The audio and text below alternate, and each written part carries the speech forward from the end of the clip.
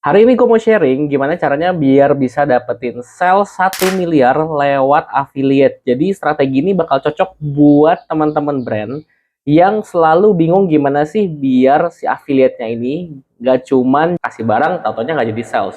Nah, gue mau share strateginya seperti yang udah kita alamin di sini. Nah, biar sebagai data dari tanggal 1 Mei sampai Juli kemarin, berarti Mei, Juni, Juli gitu ya, 3 bulan ini affiliate kita itu sendiri menyumbang 1,26 miliar. Jadi kita benar-benar maksimal banget di affiliate.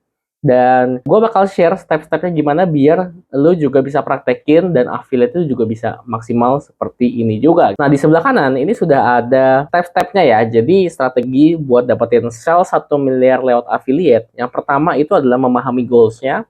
Yang kedua itu memahami fase-fasenya, dan yang tiga itulah paham cara evaluasinya. Nah, maksudnya seperti apa gitu. Jadi pahamin goalsnya tuh kayak gimana sih? Goalsnya affiliate, goalsnya ya pasti kita buat dapetin revenue kan. Tapi sebenarnya revenue itu bisa terjadi karena kita melakukan sebuah aktivitas yang menurut gua menyumbang revenue. Nah, sekarang pertanyaannya, apa aja hal-hal yang menyumbang revenue yang terkait dengan si affiliate ini sendiri? Nah, menurut gua ada 4 hal yang perlu kita tahu gitu ya di awal biar kita bisa memaksimalkan si affiliate ini gitu ya. Yang pertama menurut gua dari segi goals adalah kita perlu mendapatkan yang namanya winning produknya kita. Jadi produknya seperti apa? Winning briefnya kita yang kedua. Yang ketiga adalah winning kategori KOL. Dan yang keempat itu adalah winning industri KOL. Jadi ketika kita memikirkan keempat hal ini, kita nggak jadi cuma nyumbang barang doang dan nggak jadi revenue. Nah, seperti apa proses mencari 4 hal ini? Gue akan share di file yang di sini. Oke, jadi katakanlah lu punya satu produk, kita bilangnya ini produk A gitu ya. Nah, produk A ini perlu dibuat setidaknya 2 sampai dengan 3 brief biar kita bisa testing tentunya ya. Nah, dari brief tersebut kita perlu share gitu ya. Kira-kira brief ini akan works ke QL nano kah? Ke QL yang mid kah? Atau ke QL yang mikro? Begitu juga dengan si brief yang B ini. Nah, kita pakai istilah QL nano, mid tier ataupun mikro berdasarkan Google aja ya. Jadi dari Google ini sudah menentukan gitu kan ya. QOL bisa jadi makro atau mega influencer. Nah, nano ini kalau 1.000 sampai 10.000, mikro 10.000 sampai 50.000 dan seterusnya ini ya. Kita tinggal baca dari Google aja. Dan ternyata ketika kita melakukan tes seperti ini, gitu ya, yang winning atau dengan ROI tertinggi ketika kita melakukan kegiatan affiliate ini, kita menyebarkan produk ke affiliate ini adalah produk A dengan brief yang A, dan juga ketika kita kasih ke KOL yang kategori KOL-nya itu sekitar mid tier ya. Mid tier itu berarti 50.000 sampai dengan 500.000 followers. Nah, ini lebih bagus atau ROI-nya lebih tinggi gitu ketika kita spending budget gitu ya kepada KOL. Nah, artinya ketika kita tahu ini lebih winning, kita nggak perlu banyak-banyakin lagi KOL mikro gitu ataupun KOL yang nano, karena kita tahu kalau briefnya kita ini lebih works ke KOL yang di mid tier seperti itu. Nah, yang kedua, setelah kita udah tahu nih, oh goalsnya adalah mencari winning produknya tadi, winning briefnya, sama winning kategori dan winning industri. Oke, kita mulai masuk ke fase-fasenya seperti apa. Nah, dalam melakukan scale revenue lewat affiliate, sebenarnya ada 3 fase yang sempat tim kita lewatin juga, yang mana saya rasa ini juga berlaku buat teman-teman yang pengen masuk atau meningkatkan revenue lewat affiliate-nya juga. Yang pertama adalah fase explorations, yang kedua adalah fase scale out, dan juga yang ketiga fase exploitations. Apa maksudnya? Jadi fase exploration ini adalah fase kita untuk semacam testing ya. Nah, apa yang kita testing? Yang pertama adalah kita ngetes produk kita yang pastinya. Jadi kita perlu tahu nih dari sekian banyak produk, kita ambil 2 sampai 3 produk kita di marketplace gitu ya. Udah laku juga nih produknya. Ya udah, kita bisa pilih produk ini gitu karena kita pengen boost produk ini di TikTok. Setelah kita memilih produknya, kita pilih satu kategori KOL dulu. Jadi saran saya antara mikro atau mid tier itu boleh. Jadi karena ketika KOL ini sudah masuk ke 10.000, 20.000 followers, yang artinya mikro tadi, nah mereka itu sudah mulai paham gitu ya, content creation itu seperti apa dan pernah FYP. Jadi mereka ngerti cara FYP seperti apa. Jadi sebenarnya itu bisa kita pilih. Nah, kalau nano ini masih terlalu baru lah gitu menurut saya. Jadi saya nggak mau ambil resiko. Kalau yang makro ataupun yang mega udah terlalu mahal. Jadi antara yang mid tier ataupun yang mikro ini masih bisa kita pakai. Jadi pilih satu dulu aja gitu kategori KOL-nya. Nah, setelah kita sudah milih produk dan juga sudah memilih KOL, nah tugas kita adalah menyebarkan brief kepada KOL-KOL ini sebanyak 3-5 untuk setiap produknya. Tujuan dari fase exploration ini sebenarnya untuk menemukan yang namanya product brief market fit. Jadi bukan produk market fit-nya doang, tapi product brief market fit. Nah, product brief market fit ini nanti akan menjadi pintu gerbang kita untuk kita bisa viral produknya di TikTok. Jadi sebagai contoh waktu itu kita ada satu produk hand cream gitu. Jadi ini sebenarnya hand cream buat tangan, buat kulit gitu kan ya. Nah, hand cream ini kita bikin 3 brief gitu si hand cream ini. Yang pertama itu adalah hand cream ini wangi banget gitu ya. Wanginya bahkan seperti deep parfum yang terkenal. Yang kedua adalah hand cream ini bisa mencerahkan kulit. Yang ketiga, hand cream ini bisa menghilangkan jerawat di kulitnya kita, di kulit tangan kadang-kadang gitu ya kan, kadang-kadang ada jerawat bintik-bintik gitu kan ya. Ini bisa dihilangin dengan hand cream tersebut.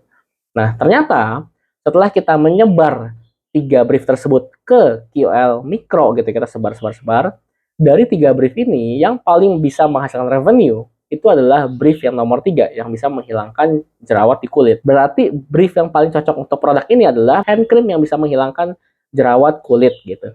Nah, setelah itu, setelah kita sudah ketemu produk brief market fit-nya, kita melakukan scale out ya. Jadi kita scale out.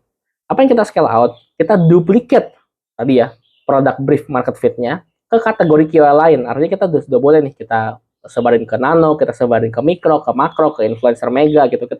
Karena kita sudah mulai dapat revenue kan dari fase exploration. Jadi kita invest lagi tapi dengan kategori KOL yang berbeda.